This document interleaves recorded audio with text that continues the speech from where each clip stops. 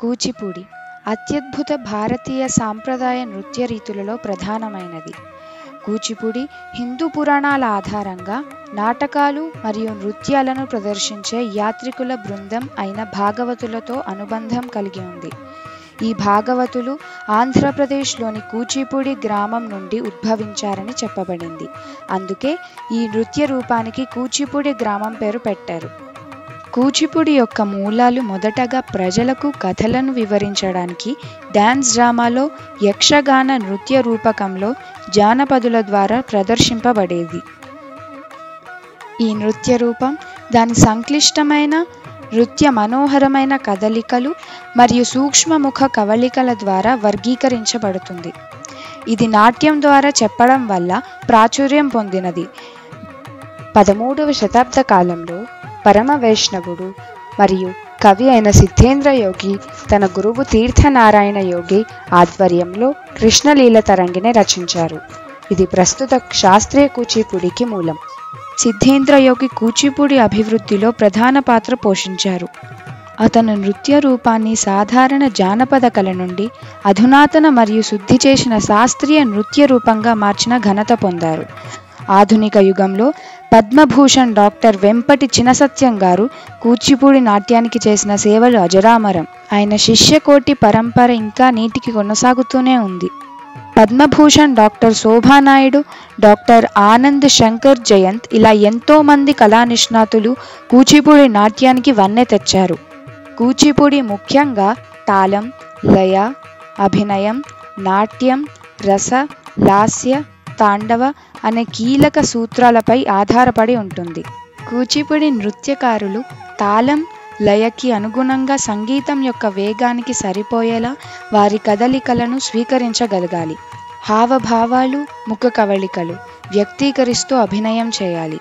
మృదువైన రసమయ లాస్య భావోద్వేగాలను ప్రదర్శిస్తూ నృత్య సన్నివేశాన్ని వ్యక్తీకరిస్తూ నర్తించాలి. లాస్యం మృదువైన నృత్య అంశం కాగా తాండవం శక్తివంతమైన మరియు చైతన్యవంతమైన అంశం. కూచిపూడి నృత్యకారుల అలంకరణ కూడా అతి ముఖ్యమైన అంశం. కళాకారులు ధరించే దుస్తులు, ముఖ అలంకరణలు నృత్య రూపంలో అంతర్భాగం.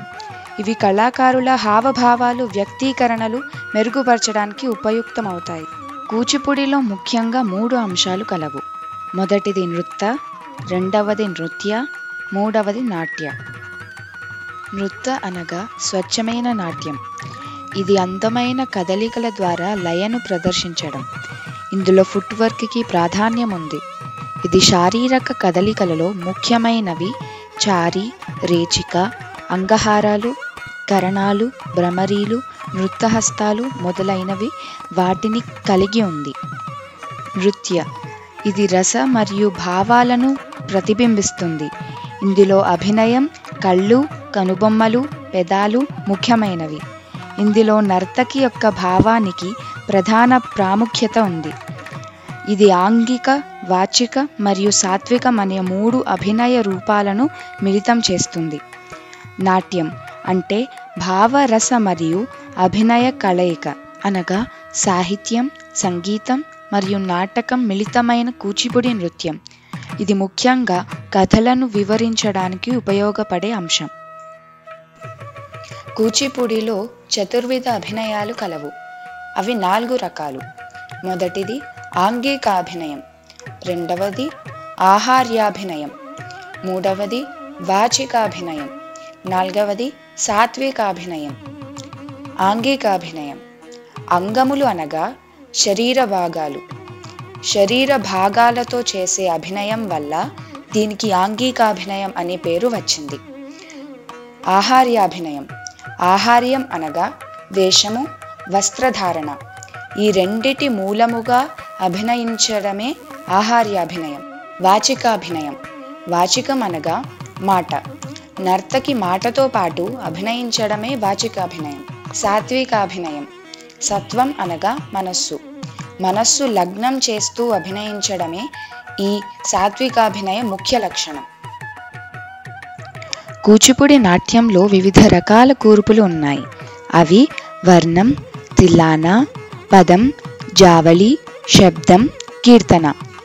వర్ణం నృత్యం మరియు అభినయాల మిళితంగా నర్తించడమే వర్ణం యొక్క ప్రత్యేకత. ఇది స్వర మరియు సాహిత్యం అనే 2 భాగాలుగా ప్రదర్శింపబడుతుంది. తిల్లానా నర్తకి యొక్క నైపుణ్యం మరియు చురుకుదనం, వేగవంతమైన నాట్యం తిల్లానా. పదం సంజ్ఞలు మరియు ముఖ కవళికల ద్వారా భావోద్వేగాలను ప్రదర్శించే కూర్పు. జావలి ఇది తేలికైన మరియు ఉల్లాసవంతమైన కూర్పు. శబ్దం ఇది కథాకథనాలను మిళితం చేసి నర్తించే కూర్పు. ఇది లయబద్ధమైన ట్యూన్తో ప్రదర్శించబడే కూర్పు. కీర్తన ఇది దేవతలకు అర్పణగా నిర్వహించబడే ఒక భక్తి కూర్పు. ఎంతో ఉత్కృష్టమైన ఈ కూచిపుడిని ఎందరో మహానుభావులు, నృత్యకారులు సాధన చేస్తూ భావితరాలకు అందించడానికి నిరంతరం కృషి చేస్తున్నారు. సర్వే జనా సుఖినో భవంతు. ఈ వీడియో రిఫ్లెక్షన్ గురువు వారిచే పొందుపరచబడింది. మరిన్ని వీడియోల కోసం మా ఛానల్ని సబ్స్క్రైబ్ చేసుకోగలరు. నమస్కారం.